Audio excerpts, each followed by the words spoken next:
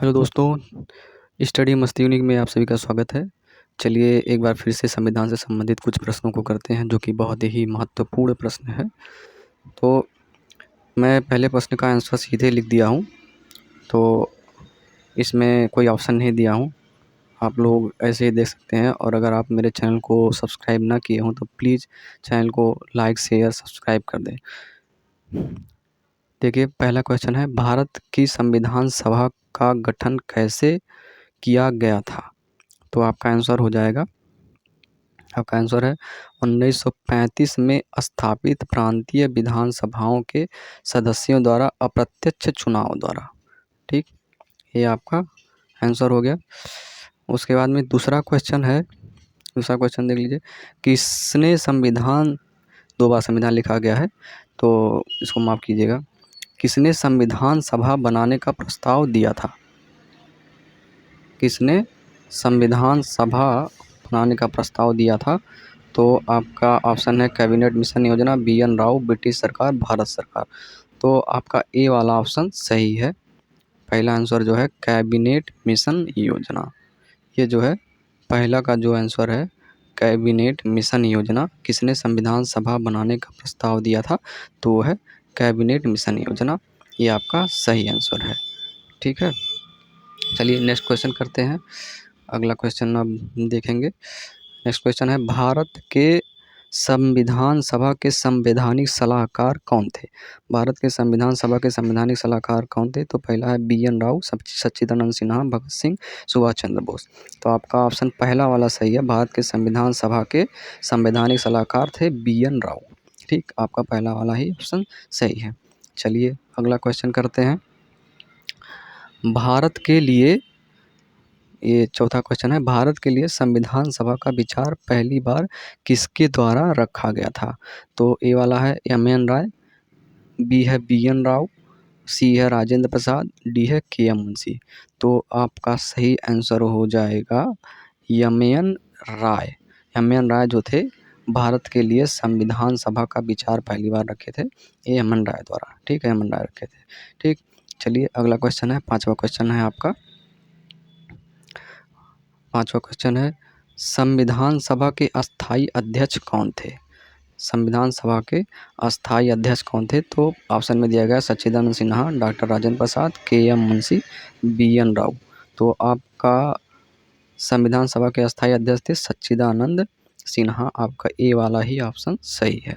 ठीक है, संविधान सभा के अस्थाई, बाकी लोग जो है अस्थाई नहीं थे तो उनका नाम नहीं है, और सच्चिदानंद सिन्हा जो है अस्थाई अध्यक्ष थे संविधान सभा के। तो ए वाला आपका आंसर हो गया। ठीक, चलिए छठा क्वेश्चन करते हैं। छठा क्वेश्चन है आपका, ब्रिटिश के किस संविधान ने ईस्ट इंडिया कंपनी की शक्तियों को ब्रिटिश क्राउन में स्थानांतरित कर दिया? ठीक, तो ऑप्शन है भारत सरकार अधिनियम 1949, भारत सरकार अधिनियम 1858, भारत सरकार अधिनियम 1976, भारत सरकार अधिनियम 1952। तो आपका आंसर जो हो जाएगा ये है बी वाला ऑप्शन जो है आपका सही है, भारत सरकार अधिनियम 1858। ब्रिटिश के किस अधिनियम ने ईस्ट इंडिया कंपनी की शक्तियों को ब्रिटिश क्राउन में स्थानांतरित कर दिया? तो है भारत सरकार अधिनियम 1858। ठीक, चलिए सातवां क्वेश्चन करते हैं। सातवां क्वेश्चन है, कौन सा संवैधानिक प्रावधान भारतीय संविधान द्वारा ब्रिटिश संविधान से लिया गया था? तो पहला ए है संसदीय विशेषाधिकार, समवर्ती सूची, संघीय न्यायालय, लोक सेवा आयोग। तो कौन सा सही है? आपका सही ऑप्शन है ए, संसदीय विशेषाधिकार। कौन सा संवैधानिक प्रावधान भारतीय संविधान द्वारा ब्रिटिश संविधान से लिया गया था? संसदीय विशेषाधिकार जो है वो ब्रिटिश संविधान से लिया गया था। ठीक, आपका ए वाला ही ऑप्शन सही है। ठीक, चलिए नेक्स्ट क्वेश्चन करते हैं। आठवां क्वेश्चन। आठवां क्वेश्चन है, ऑस्ट्रेलिया से लिया गया प्रावधान, ऑस्ट्रेलिया से कौन कौन सा प्रावधान लिया गया था? तो दिया गया है देश के भीतर और राज्यों के बीच व्यापार और वाणिज्य की स्वतंत्रता। ऑस्ट्रेलिया से लिया गया जो प्रावधान है, देश के भीतर राज्यों के बीच व्यापार और वाणिज्य की स्वतंत्रता। बी है समवर्ती सूची, संसद के दोनों सदनों की संयुक्त बैठक। तो इसमें से चौथा है इनमें से सभी। तो कौन सा इसमें से सही है ये बताना है आपको। देश के भीतर और राज्यों के बीच व्यापार और वाणिज्य की स्वतंत्रता, या फिर समवर्ती सूची या फिर संसद के दोनों सदनों की संयुक्त बैठक। तो आपका सही आंसर है इनमें से सभी। इनमें से सभी, ये आपका ऑप्शन सही हो गया।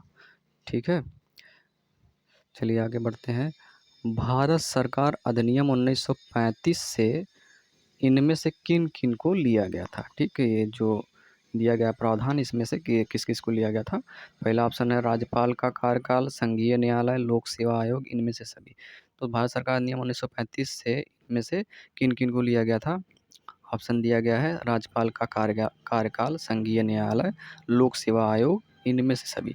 तो इनमें से सभी आपका सही आंसर है। ठीक है, ये तीनों चीज़ लिया गया था।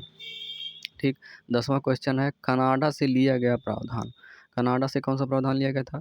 संयुक्त केंद्र के साथ संघीय व्यवस्था, केंद्र द्वारा राज्यों के राज्यपालों की नियुक्ति, उच्चतम न्यायालय का परामर्शी निर्णय, इनमें से सभी। मतलब इनमें से सभी लिया गया था या फिर किसी एक को लिया गया था, ए या बी या सी। तो आपका जो सही आंसर है इनमें से सभी होगा।